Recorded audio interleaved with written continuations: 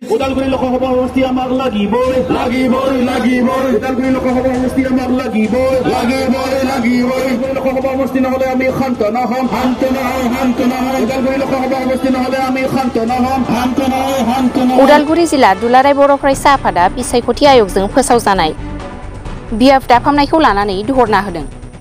उदालगुरि जिल्ला दुलाराय बर' फरायसा आफादनि बानजायनायाव दिनै उदालगुरियाव जिल्ला दुलाराय बर' फरायसा आफादनि गाहाय ओनसोलनि मेलेमजिबि रायजो राजाफोरखौ लानानै दिनै बावैसो साननि सिगां भारतनि बिसायख'थि आय'गजों फोसावजानाय आसाम आयेन आफाद आरो लकसभा बियाब दाफिननायनि सोमोन्दै धरना हाबाफारि खुंफुंदों। बे हाबाफारियावनो उदालगुरि जिल्ला दुलाराय बर' फरायसा आफादनि आफादगिरि बिथाङा बाहागो लायो। मेलेमजिबि रायजो राजाफोरजों लोगोसे खौरांगिरिफोरनि सिगाङाव बुंथियो दि दरं लकसभा फोसावनायखौ गनायनो हाया। जोंनो उदालगुरि लकसभाखौ नांगौ होननानै जोंनि बर' हारिनि ओनसोलारि राजनितिक हान्जाखौ बे बियाब दाफिननायनि सायाव गोसो होना खामानि मावनो खावलायदों।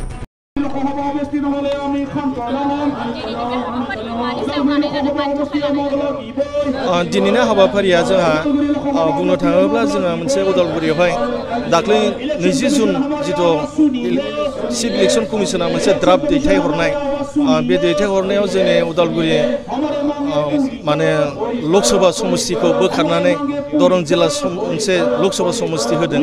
दा बेवहाय जोङो माखासेखौ नायबिजिरनानै जों फरायसा आफाद आरो जों साहित्य सभा आरो गोबां बिदिनो जोंनि आबोब ज' नांनानै जों माखासे बाथ्राखौ जों सावरायनानै जोङो बेवहाय क'अर्डिनेसन HPC उदालगुरि जिल्लायाव दानाय जादों आरो बेयाव दानायावनो जोंहा माखासे एजेन्डा लानानै थांखि लानानै बे थांखि मथे जोङो दाख्लै 28 जुनावहाय जोङो फार्स्ट जोङो मोनसे प्रेस रिलिज खालामदों। बेवहायबो जोङो नैबे बिश्वराभा कृष्ण संघ गेवलां फोथारावहाय 2 घन्टा धरना लादोंमोन। बेयाव जों जास्ट प्रेस मिट लादोंमोन। बिनिफ्राय जा नैथि खोलोबा जाबाय दिनैनि बे 6 थारिखआ बे 6 थारिखआव जोङो जिल्ला डिपुटि कमिशनारनि गेजेरजों महामान्य चिफ इलेक्शन कमिशनारनो जों मोनसे गोसोखां बिलाइ दैथायहरनो नागिरदों। बेनो जाहैबाय जोङो उदालगुरिखौ लकसभा समस्ति हिसाबै जेरैखि जाया होनांगौ। मानोना बियो आवगायनि खसरा द्राफ्टआव बियो एसे ओंखारजोबदोंमोन। दा बे नेक्स्टआव जों नुनानै मोनाखै। बेवहाय बेसेबांबा गिदिर मोनसे समस्ति खालामनानै होबाय माने आनडिभाइडेड दरंखौ आरो माखासे समस्ति दाजाबना होबाय जेरै कमलपुर रङिया। जों एखे गोसोखौ एखेबारे साबजानानै मोनाखै। खारन जोंनि 6 सिडुलनि जिथु मर्यादा 6 सिडुलनि मर्यादा हिसाबै नायोब्ला जोङो कार्बि आलंखौ नुबाय। बे आरो बिदिनो जों गुबुन मोनसे 6 सिडुल एरिया सिलचर बेफोरखौ नुबाय।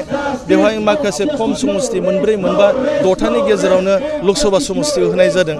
नाथाय जोंनि उदालगुरियावबो जों तामुलपुरनिफ्राय हमनानै गरेस्वर हमनानै बिथिं भेरगाव बिथिं टंला आरो बिथिं जा उदालगुरि आरो बिथिं जोंहा दंबायो माजबाद। बेयाव जोंहा 6था समस्ति दंमोन। जोंनोबो बे 6 सिडुलनि मर्यादाखौ नायोब्ला होयोब्ला जोंबो मोनसे उदालगुरिया समस्ति मोनथावना। आरो जों बेयाव बांसिन बुंनांबावदों जे आनडिभाइडेड दरंआव जोंखौ लांनायखौ जों जेरावहाय जोङो दरं होननानै बुङोब्ला बै समावहाय जोङो दलगाव मंगलदै सिपाजार आरो जोंनि बे उदालगुरि जों माखासे तामुल माबाखौ लानानै जों तेजपुरखौ लानानै जादोंमोन। नाथाय बे गोदान दरं जादों बे जों बेखौ जों मालाबाबो गनायना लाया आरो जों दरंनि सिङाव थांफिनला। जोङो जि जाबाय उदालगुरिखौनो जोंनो मोनसे लकसभा समस्ति खालामनांगौ होननानै दिनै जोङो मोनसे मेम'रेन्डाम होगोन। आरो बे मेम'रेन्डामखौ जोङो मोनसे दिनैनि गोसोखांखौ जेब्लासिम इलेक्शन कमिशनारा गनाया अब्लासिमलागै जोंनि बे क'अर्डिनेसन कमिटि जिथु HPCनि बियो जोङो पर्यायक्रमै जों बेखौ आवगायलांगोन। आरो जों दा बावैनो जा मोनसे दंबाय सावरायखानाय जों बेबायदिनो दिनैनि उनावहाय जोङो दसे उनाव सावरायगोन गाबोन सावरायगोन। बिदिनो जोङो मोनफ्रोमबो संगठनखौ जों दिनै ज' खालामनानै जों दिनैनि बे गोथार मोनसे हाबाफारिखौ लादों।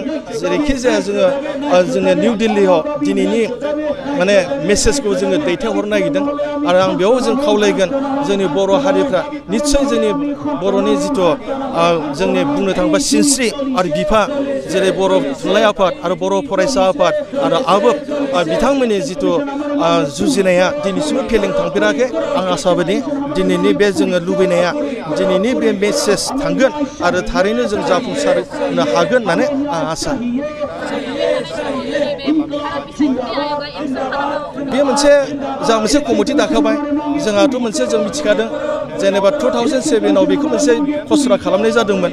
दा बे बुस्थुआ फैयै फैयै 2026आव आरो गोदान मोनसे रिडिलिमिटेसन खालामगोन होननाय खोनादों बे हिसाबै जोंनि उदालगुरिनि जिथु कअर्डिनेसन कमिटि डिलिमिटेसना बियो जेब्लासिमहालागै जाफुङा अब्लासिमहालागै जोङो 2026 सिम जोङो आवगायलांनो हागौ आरो जोंनि बे दाबिया